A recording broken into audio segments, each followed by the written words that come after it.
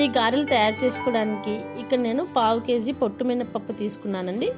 పొట్టు మినపప్పు బదులుగా గుండు మినపప్పునైనా తీసుకోవచ్చు. ఈ మినపప్పును ఒక బౌల్లోనికి తీసుకుని సరిపడినంత వాటర్ని యాడ్ చేసుకోవాలండి. ఈ మినపప్పును కనీసం 4 గంటల సేపు నానబెట్టుకోవాలి. 4 గంటలు నానిన మినపప్పు ఈ విధంగా ఉంటుందండి. ఈ మినపప్పులో పొట్టు పోయే వరకు మనం శుభ్రంగా కడుక్కోవాలి. కడిగిన మినపప్పు ఈ విధంగా ఉందండి. ఈ మినపప్పులో కొంచెం పొట్టు ఉంది కదండి, ఈ పొట్టు ఉన్న మనకి గారెలు రుచిగానే ఉంటాయి. ఈ పొట్టు వల్ల మనకి గారెలకి క్రిస్పీనెస్ కూడా వస్తుంది. ఈ కడిగిన మినపప్పును రాళ్ళు ఇసుక లేకుండా మనం గాలించుకోవాలండి. ఇలా శుభ్రం చేసుకున్న మినపప్పును గ్రైండర్లో రుబ్బుకోవాలండి. మిక్సీలోనైనా ఈ పిండిని రుబ్బుకోవచ్చు, కానీ గ్రైండర్లో వేసుకుంటే గారెలు మరింత రుచిగా ఉంటాయి. గారెల పిండిని గట్టిగా సాఫ్ట్గా రుబ్బుకోవాలండి. గారెల పిండిని మనం రుబ్బుకునేటప్పుడు ఎక్కువ వాటర్ని యాడ్ చేసుకోకూడదు. మధ్య మధ్యలో అవసరమైతే వాటర్ని చేతిలోనికి తీసుకుని చిలకరిస్తూ రుబ్బుకోవాలి. ఇలా మెత్తగా గట్టిగా రుబ్బుకున్న పిండిని ఒక బౌల్లోనికి తీసుకోవాలి. ఒకవేళ ఈ పిండి మనకు లూజ్ అయింది అనిపిస్తే ఒక అరగంట సేపు ఫ్రిడ్జ్లో పెట్టుకుంటే పిండి కొంచెం గట్టిపడి మనకి గారెలు వేసుకోవడానికి వీలైన కన్సిస్టెన్సీలోకి రెడీ అవుతుంది. ఈ రుబ్బుకున్న పిండిలో సరిపడినంత సాల్ట్ యాడ్ చేసుకోవాలండి. ఈ సాల్ట్ పిండిలో బాగా కలిసేలాగా కలుపుకోవాలి. ఇప్పుడు మనం వేరొక బౌల్ తీసుకుని దానిలో మనం ఏ కప్పుతో అయితే మినపప్పు తీసుకున్నామో దానికి 2 కప్పుల బెల్లాన్ని తీసుకోవాలి. ఇక్కడ నేను 1/2 కేజీ బెల్లం తురుమును తీసుకుంటున్నానండి. ఈ బెల్లం తురుములో 1.5 కప్ వాటర్ని యాడ్ చేసుకోవాలి.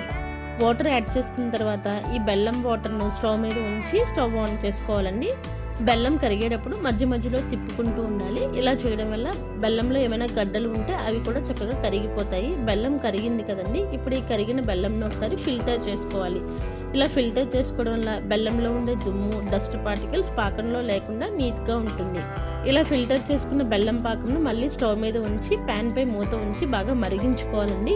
ఈ పాకం బాయిల్ అయ్యేలోపు స్టవ్ మీద డీప్ ఫ్రైకి సరిపడినంత ఆయిల్ పెట్టుకుని వేడి చేసుకోవాలండి.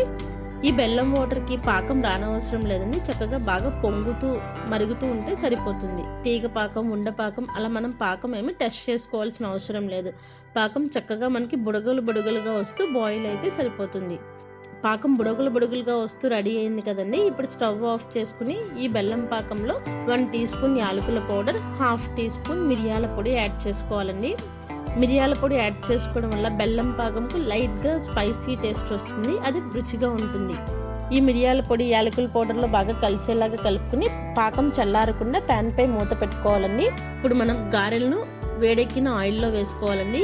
ఆయిల్ మరీ ఎక్కువ హీట్గా ఉండకూడదు, అలానే తక్కువ హీట్లో కూడా ఉండకూడదు. సమానమైన వేడిలో మనం గారెలను వేసుకోవాలి. మనం తయారు చేసుకున్న పిండిని చేతిలోనికి చిన్న ఉండల్లా తీసుకుని ఇలా చేతి మీద గారెల్లా ఒత్తుకుని వేసుకోవాలండి.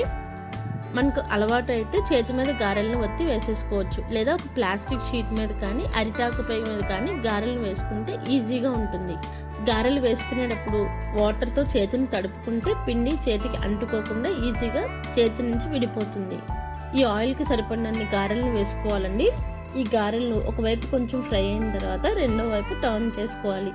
ఈ గారెలను 2 వైపులా తిప్పుకుంటూ గోల్డెన్ బ్రౌన్ కలర్ వచ్చేంత వరకు ఫ్రై చేసుకోవాలి. ఈ ఫ్రై చేసుకున్న గారెలను వేడిగా ఉన్నప్పుడే మనం తయారు చేసుకున్న వేడి బెల్లం పాకంలో వేసుకోవాలండి.